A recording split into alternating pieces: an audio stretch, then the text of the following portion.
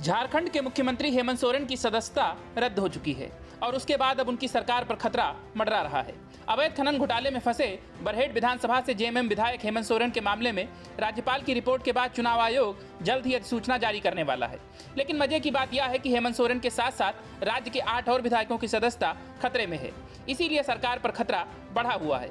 हालांकि इन 8 में से 6 विधायक महागठबंधन और 2 विधायक भाजपा के हैं, पर 81 सदस्यीय झारखंड विधानसभा में अभी सत्ता पक्ष यानी महागठबंधन के पास 50 विधायक हैं, जबकि विपक्ष यानी भाजपा गठबंधन के पास 30 विधायक हैं और बहुमत के लिए राज्य में 42 विधायक चाहिए होते हैं।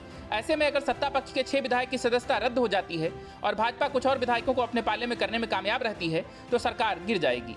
इसीलिए हेमंत सोरेन परेशान हैं और अपने विधायकों को लेकर दूसरी जगह शिफ्ट हो रहे हैं। वहीं सूत्रों के अनुसार 8 अन्य विधायकों की विधानसभा सदस्यता को रद्द करने का मसला स्पीकर के न्यायाधिकरण, भारत निर्वाचन आयोग और राज्यपाल के समक्ष विचाराधीन है। सीएम हेमंत सोरेन की तरह ही खनन पट्टा लीज मामले में उनके छोटे भाई और दुमका के जेएमएम विधायक बसंत सोरेन का मामला भी भारत निर्वाचन आयोग के समक्ष विचाराधीन है, जबकि मंत्री मिथिलेश ठाकुर के लाभ के पद के मामले में याचिका दायर कर उनकी सदस्यता रद्द करने का आग्रह किया गया। वहीं दूसरी तरफ सत्तारूढ़ गठबंधन में शामिल कांग्रेस के 3 विधायक इरफान अंसारी, नमन विक्सल कोंगाड़ी और राजेश कच्छप को कोलकाता में भारी केस के साथ गिरफ्तारी हुई थी, जिसके बाद कांग्रेस विधायक दल के नेता आलमगीर आलम की ओर से उन तीनों की विधानसभा सदस्यता समाप्त करने को लेकर स्पीकर से आग्रह किया गया है। इस मामले में स्पीकर के न्यायाधिकरण में 1 सितंबर को सुनवाई होने वाली है।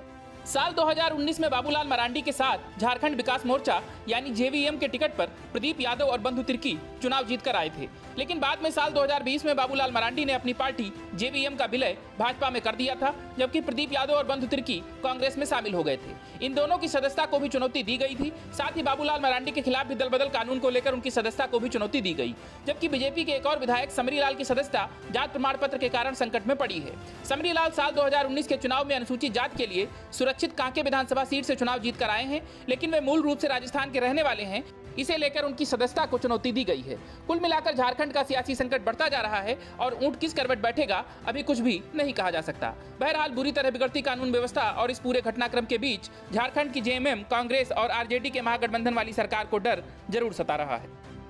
Bureau report, news of India.